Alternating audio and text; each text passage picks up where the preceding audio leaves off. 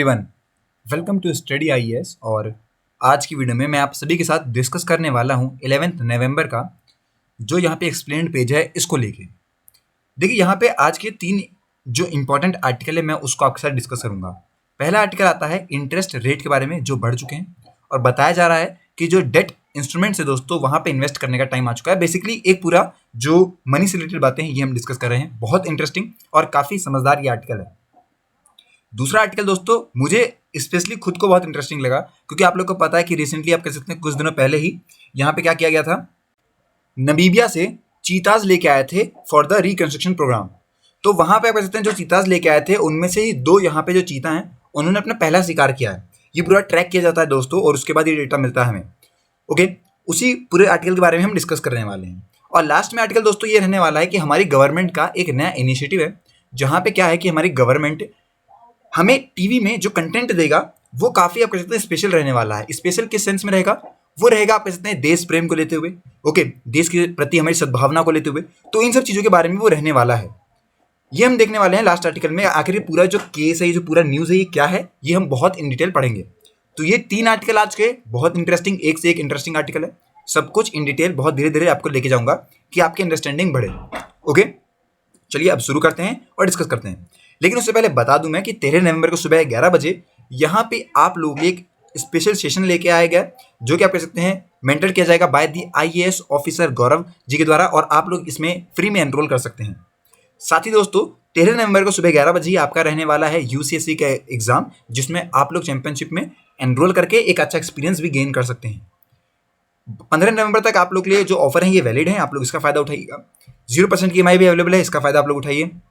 सी set की classes हैं, okay, इनको आप लोग बेनिफिट ले सकते हैं। 28 नवंबर तक यहाँ पे ऑफर चल रहा है और 9000 के अंदर अंदर आप लोग को ये चीज़ें मिल जाएंगी।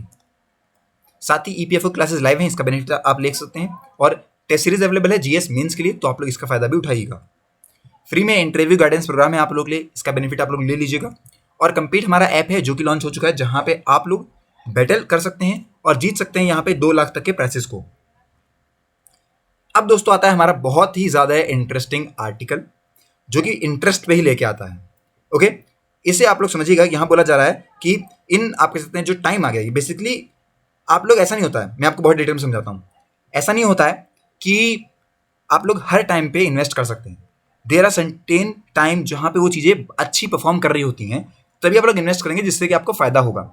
यही बताया गया है कि जो डेट इंस्ट्रूमेंट्स है अब उसका टाइम आ चुका है कि आप लोग वहाँ पे इन्वेस्ट कर सकते हैं। देखिए मैं बताऊँ आपको कि जो रिटर्न है डेट फंड्स पे, जो डेट इंस्ट्रूमेंट्स पे, जैसे कि हो गया आपका एनसीडी हो गया। एनसीडी क्या है? नॉन कन्वर्टेबल जो डेंटेंचर्स हैं बेसिकली, वो यहाँ पे हमें इंप्रूवमेंट की तरफ देखने को मिलते हैं। यूएस फेडरल जो रिजर्व है उसने रेज करा अपना रेट बाय 75 बेसिस पॉइंट को लास्ट वीक, और इसी को देखते हुए यहाँ पे जो रिजर्व बैंक ऑफ इंडिया है ये भी एक्सपेक्टेड है कि कुछ ऐसा ही करेगी। अभी तक नहीं किया है पर एक्सपेक्टेड है। अब आखिर हमें कैसे पता लगता है या फिर क्यों यहाँ पे जो डेट आउटलुक है ये इंप्रूव हुआ? देखिए जैसे जो राइज था इंटरेस्ट रेट का ये बढ़ता है, इसके बाद क्या होता है दोस्तों, डेट इंस्ट्रूमेंट में एक अलग यहाँ पे आप कह सकते हैं बात हमें देखने को मिली कि वहाँ पे भी इंप्रूवमेंट आया।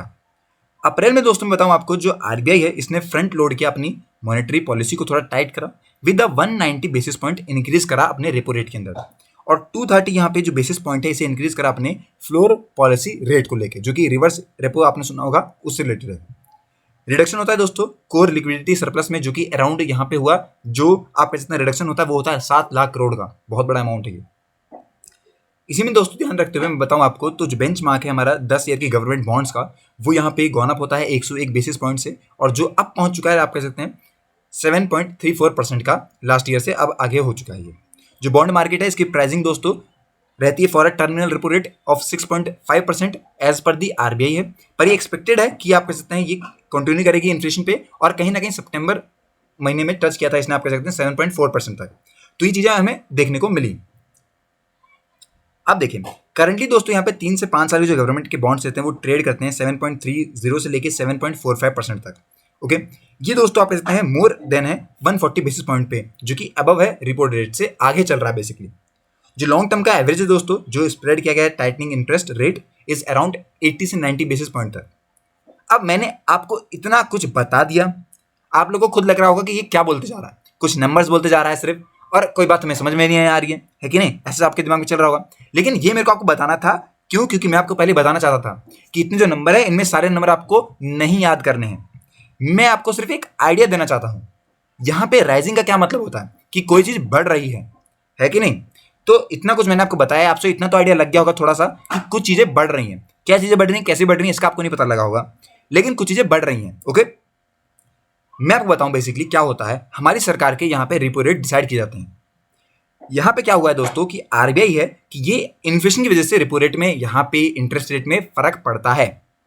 रेपो रेट क्या होता है अगर मैं आपसे पूछूं तो बहुत बेसिक से बताऊं मैं आपको। ये बात है कि जिस रेट पे आरबीआई जो है वो बैंक्स को यहाँ पे पैसा देगी, वो रेट रेपो रेट कहलाता है। ये रेट जितना कम होगा इतना फायदा होगा कस्टमर को, क्योंकि उनके लिए उतना पैसा कम होने वाला है। ओके, तो ये बात है। अब ऑप्शन क्या है इन्वेस्टर के लिए? देखिए कहाँ कहाँ पे आप लोग इन्वेस्ट कर सकते हैं। जो इन्वेस्टर इसमें इन्वेस्ट करते हैं, एनसीडी हो गया आपका, फिर डेट म्यूचुअल फंड हो गया आपका, ट्रेजरी बिल्स हो गए, गवर्नमेंट की सिक्योरिटीज होगी, तो इन सब में इन्वेस्टर लगाते हैं। जैसे जैसे यहाँ पे आप कह सकते हैं इन लोगों को फायदा हो रहा है, क्योंकि इंटरेस्ट रेट इंक्रीज होगा तो गवर्नमेंट का पैसा भी इंक्रीज होगा, और गवर्नमेंट का पैसा इंक्रीज होगा तो जो लोग उसमें इन्वेस्ट कर रहे हैं उनका पैसा भी इंक्रीज होगा गवर्नमेंट के पैसे के साथ। ऐसा कुछ चलता है।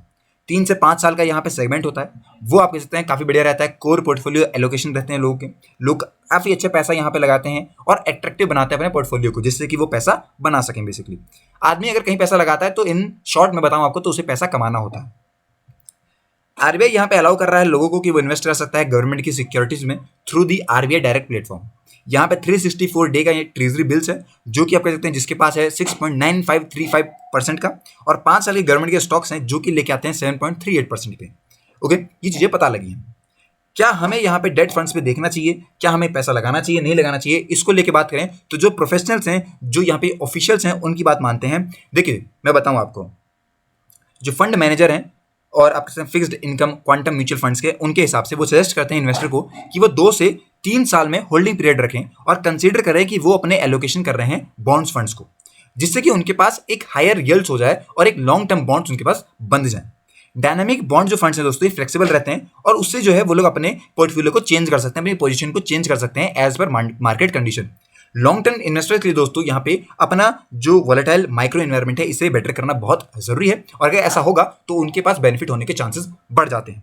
यही राहुल गोस्वामी जो कि सीआईओ है fixed income act ICICI provident mutual fund, okay, इन्होंने कहा है कि जो फ्लोटिंग रेट फंड्स हैं, जो लो मैच्योरिटी फंड्स हैं, बेसिकली इनको देखने की बात इन्होंने बताई है, और इस टाइम पे उनका इवॉल्विंग सिनेरियो देखने को मिलता है। कोई भी लिक्विडिटी इंजेक्शन जो है दोस्तों वो यहाँ पे मेजर किया जा रहा है by the RBI should benefit the short end of the yield curve. Overall दोस्तों यहाँ पे जो शॉर्ट एंड है बेसिकली वो कर एट्रैक्टिव है, प्राइस उसके आप लोग खरीद सकते हैं, अच्छे प्राइस पे आपको मिलते हैं, लेकिन ऐसा नहीं होगा कि आप लोग कह सकते हैं बहुत जल्दी वो बढ़ जाए। बहुत रिस्क है दोस्तों, हायर ड्यूरेशन में आप लोग रखेंगे तो ये हमें देखने को मिल सकता है। ओके, इन्वेस्टर यहाँ पे ये भी आप कह सकते हैं देख सकता है कि जो क्रेडिट रिस्क फंड है उसको लेके, देखिए जो YTMs हैं, यील्ड टू मैच्योरिटी वाली बात आती है, जो कि हाई ग्रेड फंड्स वाले हैं, उनमें प्रीडोमिनेंटली दोस्तों AAA कैटेगरी जो कि काफी क्लोज है 7.7 से लेके 7.75% तक, वो यहाँ पे लेके आते हैं that of credit risk fund जो कि है 8.5 से लेकर 9% तक। एज फर्दर दोस्तों टाइटनिंग किया जाएगा, रेट्स एंड लिक्विडिटी में impact rates on that front as well. जो फंड मैनेजर है दोस्तों वो यहाँ पे आगे की मतलब बात देख रहे हैं। अब यहाँ पे इन्होंने कहा कि जो YTM है ये क्रेडिट रिस्क फंड है और इस पर आप लोग थोड़ा सा ज्यादा ध्यान से काम कीजिएगा। फिर आप कहता है गिल्ट फंड, ये नो क्रेडिट रिस्क है, इनके पास रिस्क ऑफ डिफॉल्ट है, ये काफी कम है। आप लोग इंपैक्टेड जो है दोस्तों ये हुए हैं by the rate movement. Ultra short term अगर मैं फंड की बात करूँ प्राइमली इन्वेस्ट कर सकते हैं लिक्विड फिक्स्ड इनकम सिक्योरिटीज में, जो कि आप कहते हैं शॉर्ट टर्म मैच्योरिटीज में ही काम करते हैं। ओके, अब इनके प्रोज या फिर कॉन्स क्या है, मतलब इन्वेस्ट करने के क्या प्रोज हैं क्या कॉन्स हैं। देखिए वहीं बात करें लॉन्ग टर्म अगर कैपिटल के बारे में, तो वहां पे आप डेट को गेन कर सकते हैं और इससे आप लोग रिलीज कर सकते हैं आफ्टर 3 ईयर होल्डिंग के बाद, मतलब 3 साल तक आप लोग रोकिए और इसे आप लोग बेच दीजिए। इस तरीके से जो डेट फंड है ये ऑफर कर रहे हैं 7 से 8% तक, यहाँ पर आप कहते हैं मोर अमिड इकोनॉमिक अनसर्टेनिटी अगर होती है उसके बाद भी, तो ये इन्वेस्टर के लिए काफी अच्छी अपॉर्चुनिटी है कि अगर इकोनॉमी में भी दिक्कत आती है तब भी उनके पैसे जो है 7 से 8% बढ़ रहे होंगे, जो कि आप कहते हैं इन्फ्लेशन से ज्यादा ही है। इन्वेस्टर दोस्तों यहाँ पे कि इसे समझना पड़ेगा कि जो फंड इन्वेस्टिंग है गवर्नमेंट की सिक्योरिटीज में या फिर AAA रेटेड पेपर्स में ऑफ प्राइवेट कंपनी, वो काफी सेफ है। रिस्क एसोसिएट है दोस्तों डेट इन्वेस्टमेंट के साथ, और ये आप कहते हैं फंड की इन्वेस्टिंग काफी लो रेटेड प्रोडक्ट पे भी होती है। तो ये सारी बातें हैं जो कि हमें पता लगती हैं इन जो इंटरेस्ट रेट है इसके बढ़ने से, और आखिर जो इन्वेस्टर हैं उन्हें क्या चीजें आकर्षित कर सकती हैं, अट्रैक्ट कर सकती हैं, ये बातें हमें पता लगती हैं। ओके, टेक्निकल पैसों से रिलेटेड बातें, हो सकता है आपको ये आर्टिकल ना समझ में आए, बट लेट इट बी। अगला आर्टिकल पे ध्यान देते हैं, क्योंकि जितनी बात आपको यहाँ समझ में आई होंगी वही आपके लिए बेनिफिट है। अगला ये इंपॉर्टेंट आर्टिकल है जो कि बात करता है दोस्तों दो चीताज कुन्नू जो आपका नेशनल पार्क है वहां पे, जिसका नाम है फ्रेडी और एल्टन, ये दो हैं। इन्होंने अपना यहाँ पे सेकंड, बेसिकली आप कहते हैं सेकंड सक्सेसफुल किल करा वेडनेसडे को, और इन्होंने किल करा चीतल, एक स्पॉटेड डियर है उसको। क्यों ये सिग्निफिकेंट है, आखिर हम इनके शिकार के बारे में क्यों ध्यान दे रहे हैं, ये बहुत बड़ी बात है। देखिए एनिमल्स काफी दूर से चल के आए भाई, नमीबिया से लेके आए हैं हम लोग यूपी, मतलब आप कह सकते हैं मध्य प्रदेश के अंदर कुन्नू के अंदर। इन चीता ने पहला अपना जो किल लिया था वो 2 से 3 दिन के अंदर ले लेते हैं, मतलब चीताज बेसिकली अपने पहले जो किल है वो 2 से 3 दिन के अंदर ले लिया। ये नॉर्मल हल्टिंग बिहेवियर है दोस्तों, आप कहते हैं फ्रीडी का और एल्टन का, जिससे कि हमें ये पता लगता है कि ये लोग अडेप्ट कर रहे हैं नेचर को, जो इन्वायरमेंट है हमारा उसे अडेप्ट कर रहे हैं। ये बहुत बड़ी बात होती है। क्यों?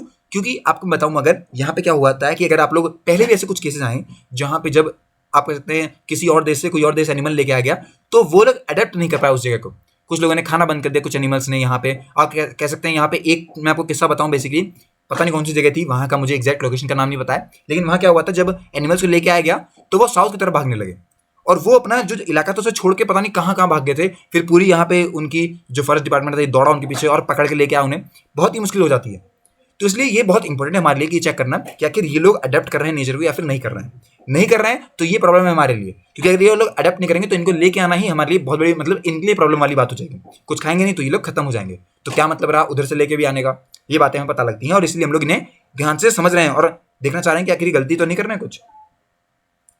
अब देखिए क्या हुआ कि इन्होंने यहाँ पे कह सकते हैं अपना किल करा, 5 दिन के अंदर अंदर क्वारंटीन हुए थे लोग, उसके बाद इनका पहला किल है। अब इन चीताज को क्यों क्वारंटीन किया गया, ये भी सवाल आया होगा।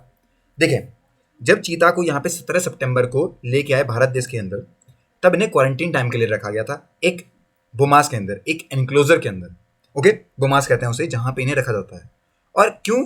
क्योंकि ऐसा ना हो कि ये किसी और देश से आए और भारत में आने के बाद इन्हें कोई इन्फेक्शन हो जाए दूसरे एनिमल से, कुछ ऐसी प्रॉब्लम हो जाए, ये लोग उतने ज़्यादा एडेप्टिव ना रहें अपने नेचर के साथ। और उनको उस टाइम पे यहाँ पे जो बफेलो का मीट था ये दिया जा रहा था, फीड किया जा रहा था, क्वारंटीन पे रखा गया इन्हें। एनिमल्स को दोस्तों यहाँ पे रिलीज किया जाता है एनक्लोजर में, आप कह सकते हैं कई दिनों बाद। ओके, मैं बता दूं कुछ हफ्तों बाद यहाँ पे इन्हें रिलीज किया गया। और अब अगला एक और यहाँ पे मेल एनिमल है, मेल जो चीता है जिसका नाम है ओबान, इसे यहाँ पे अगले वीक में आप कह सकते हैं रिलीज किया जाएगा। इसके बाद 5 और चीता हैं, शाशा हो गया आपका, सियाया, सवना, बिलिलसी और आशा, इस तरीके से नाम है इनके, और इन्हें यहाँ पे 1 बाय 1 रिलीज किया जाएगा। ओके, देखिए अब आगे की क्या कार्रवाई है। देखिए जो चीता हैं इन्हें हम लोग जज तो कर रहे हैं कि हाँ ये लोग सही तरीके से अडेप्टिव भी है काम इनका। जिस तरीके से आप लोग को बता दूं मैं कि जो आपका आप कह सकते हैं कुन्नू नेशनल पार्क है ये 748 किलोमीटर स्क्वायर का है, ये काफ़ी बड़ी जगह है। लेकिन दोस्तों मैं बता दूं आप लोग को कि यहाँ पे जो हाई प्रे बेस है ये एनक्लोजर है, यहाँ पे जो लार्ज बड़े बड़े प्रीडेटर भी हमें देखने को नहीं मिलते हैं। इनफैक्ट दोस्तों 11.7 किलोमीटर के पेरिफेरल फेंस में इलेक्ट्रीफाइड है, जो कि एनिमल्स को दूर रखता है उनसे।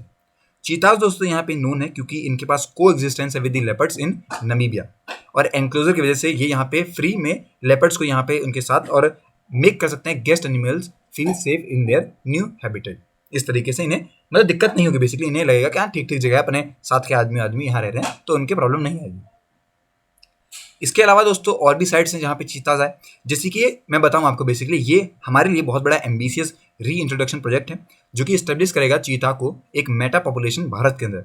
और नियरली दोस्तों 75 ईयर बाद, मतलब कि 1947 में जब भारत का लास्ट जो एनिमल था वो किल कर दिया गया था बेसिकली, ओके, उसके बाद आप कह सकते हैं ये चीज़ लाई गई है। आफ्टर 8 एनिमल्स दोस्तों नमीबिया से लेके आए गए हैं, जो कि आप कह सकते हैं बहुत बड़ी बात है हमारे लिए, और 12 यहाँ पे जो कैट्स हैं वो साउथ अफ्रीका से लेके आई गई है। ओके, मैं बताऊँ आपको ये काफ़ी बड़े एफर्ट्स हैं जो कि एकोमोडेट कर रहे हैं चीता को, आप कहते हैं नौरादी फॉरेस्ट के अंदर सेंचुरी सागर में, और जो गांधी सागर सेंचुरी है मंदसौर में, वहां पर आप कह सकते हैं इन्हें रखा जाएगा। तो इस तरीके से ये बातें हमें पता लगती हैं। ओके, आप लोगों को मुझे एक बात बतानी है कमेंट सेक्शन के अंदर कि आखिर वो कौन था जिसने यहाँ पे लास्ट जो चीता था वो मारा था 1947 के अंदर। तो आप लोग को उस व्यक्ति का नाम मुझे बताना है कमेंट सेक्शन के अंदर। ओके, थोड़ा रिसर्च कीजिएगा, सर्च कीजिएगा, तो आप लोग को बहुत ईजिली पता लग जाएगा। एक लाइन आप लोग लिखेंगे आपको पता लग जाएगा, और वो आपको याद भी रहेगा, मेरी गारंटी। ओके, अब आता है अगला आर्टिकल। ये आता है दोस्तों कि यहाँ बोला जा रहा है कि टीवी ब्रॉडकास्ट गाइडलाइंस के द्वारा ये बोला गया है कि कंटेंट ऐसे डाले जाएं जो कि नेशनल इंटरेस्ट में हो। देखिए दोस्तों, सैटेलाइट मतलब वेडनेसडे को बताया गया कि सैटेलाइट टीवी चैनल जो हैं भारत के अंदर वो रिक्वायर है कि ब्रॉडकास्ट करेंगे एटलीस्ट 30 मिनट हर दिन, जो कि आप कह सकते हैं थीम रहेगी उनकी नेशनल इंपॉर्टेंस और सोशल रिलेवेंस को लेकर। मैं बता दूं कि ये है guidance for uplinking and downlinking of satellite television channels in India 2022 के तहत इस चीज़ को किया जा रहा है। और सितंबर 28 को दोस्तों मैं बताऊं आपको, ये अप्रूव किया गया था okay by the union cabinet और ministry of information and broadcast के द्वारा। जो नई गाइडलाइंस दोस्तों ये अमिट करी गई हैं, यहाँ बोला गया कि जो 11 साल का गैप है ओके उसके बाद यहाँ पे नंबर ऑफ स्टेप्स लिए जाएंगे जिससे कि ईज ऑफ डूइंग बिजनेस पे काम किया जाएगा। और यहाँ पे मोर देन 870 चैनल्स को ऑपरेट किया जाएगा भारत देश के अंदर, बेस्ड ऑन उनके एक्सपीरियंस और उनकी गाइडलाइंस के द्वारा ये चीज़ें करी जा रही हैं। क्या रिक्वायरमेंट्स है कि पब्लिक सर्विस ब्रॉडकास्ट की। देखिए दोस्तों यहाँ पे मैं बताऊँ आपको, बेसिकली गाइडलाइंस है हर एक टीवी चैनल के लिए, जिसके अंदर आपके प्राइवेट चैनल्स भी हो गए। Under take public service broadcast है, वहाँ बोला गया है कि मिनिमम पीरियड 30 मिनट्स रहेगा हर दिन, जहाँ पे उस 30 मिनट के अंदर नेशनल इंपॉर्टेंस और सोशल रिलेवेंस के बारे में बात बताई जाएगी बेसिकली। ओके जो गाइडलाइंस है वो आती है और बोलती है मिनिस्ट्री के द्वारा कि जो चैनल्स है इन्हें यहाँ पे कुछ टाइम देना पड़ेगा जहाँ पे वो लोग ऐसे जो कंटेंट है इन्हें दिखा सकें। और मिनिस्ट्री यहाँ पे बहुत जल्दी ही स्पेसिफिक एडवाइजरी को भी लेके आएगी, जहाँ पे आप कह सकते हैं एक टाइम स्लॉट दिया जाएगा टेलीविजन मतलब टेलीकास्ट के अंदर कि उस कंटेंट को इस टाइम पे दिखाया जाए। अब इसके पीछे क्या बात है, क्यों ऐसा किया जा रहा है? देखिए गवर्नमेंट यहाँ पे आर्ग्यू भी करी कई बार कि जो एयरवेज जो फ्रीक्वेंसी है पब्लिक प्रॉपर्टी की उसको लेके, और उन्हें यहाँ पे कहीं ना कहीं ऐसे यूज़ करना चाहिए कि वो सोसाइटी के इंटरेस्ट में बात हो। ये चीज़ें बहुत पहले से चलती हुई आ रही हैं। इसी बात को ध्यान रखते हुए दोस्तों यहाँ पे आप कहते हैं पब्लिक प्रॉपर्टी है जैसे कि एयरवेज, इनको यहाँ पे उनके ही फायदे के बात को रखते हुए इन्होंने ये बोला है कि कुछ ऐसी गाइडलाइंस इशू करी जाएगी जिससे कि उन्हें फ़ायदा होगा और लोगों को जो कंडीशन है बेसिकली उसके बारे में पता लगेगा और हमारी जो नेशनल इंपॉर्टेंस है मतलब कि जो भावना है हमारी देश के प्रति वो बढ़ेगी। आखिर डेफिनेशन क्या है नेशनल इंटरेस्ट की इस पर्पज़ के लिए? देखिए थीम जो है उसको रखा जाएगा नेशनल इंपॉर्टेंस और सोशल रिलेवेंस को लेके। इसमें दोस्तों education and spread of literacy होगा, एग्रीकल्चर एंड रूरल डेवलपमेंट होने वाला है, हेल्थ एंड फैमिली वेलफेयर रहेगा, साइंस एंड टेक्नोलॉजी हो गया, वेलफेयर ऑफ वुमेन हो गया, welfare of weaker section of the society, protection of environment and cultural heritage और नेशनल इंटीग्रेशन। ये चीज़ों के टॉपिक के बारे में ही यहाँ पे उस 30 मिनट के अंदर दिखाया जाने वाला है। साथ ही दोस्तों यहाँ पे बता दूं मैं कि जो मिनिस्ट्री ने बोला है कि वो मॉनिटर करेंगे चैनल्स को जो कि ब्रॉडकास्ट करेंगे इन जैसे कंटेंट को। इन केस दोस्तों अगर यहाँ पे कोई नॉन कंप्लेंसेस आता है जो कि ऑब्जर्व किया जाता है बाय द मिनिस्ट्री के द्वारा, तो आप कह सकते हैं अगर चैनल कंटिन्यू करता है कि वो नॉन कंप्लेंट काम करता है या फिर उसके खिलाफ और ज़्यादा यहाँ पे एक्शन से वो लिए जाएंगे। ओके क्योंकि जो ये बात यहाँ बोली जा रही है इसको गाइडेंस के थ्रू पे इशू किया गया है और सबको ये बातें माननी जरूरी भी है। जो सेंट्रल गवर्नमेंट है ये यहाँ पे अपने टाइम टू टाइम जो इशू है जनरल एडवाइजरी को वो भेजती रहेगी टू दी चैनल्स और टेलीकास्ट करवाती रहेगी कंटेंट जो भी नेशनल इंटरेस्ट को लेते हुए आ रहे हैं। ओके यहाँ पे क्या सबको ऐसा करना पड़ेगा? देखिए यहाँ पे जो चैनल्स हैं जो कि यहाँ पे अप्रोप्रिएटली आप इतना मॉड्यूलेट हैं या फिर उनका जो कंटेंट है वो फुलफिल है अपने ऑब्लिगेशन को लेके, एक्सेप्ट जहाँ पे कहते हैं जो फिजिबल चीज़ नहीं है जो कि आप कहते हैं स्पोर्ट्स वाले चैनल हो गए। ओके उन सब चीज़ों में ये चीज़ें नहीं बताई जा रही हैं।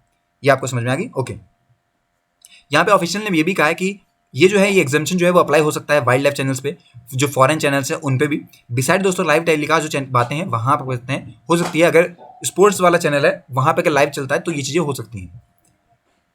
और कहाँ कहाँ ये गाइडलाइंस लगी गई हैं? देखिए गाइडलाइंस का जो स्पैन है ये रेंज है of subjects including uplinking and downlinking, hiring and purchasing of broadcast equipment और इन सब के जो चेंज है नेम वगैरह लोगो वगैरह इन सब पे भी काम किया गया है। पॉलिसी मैंडेट करवा रही है कि चैनल्स यहाँ पे अपलिंकिंग करेंगे अपने फ्रीक्वेंसी बैंड्स को अदर देन सी बैंड और यहाँ पे कहीं ना कहीं इंटरप्ट करेंगे अपने सिग्नल्स को।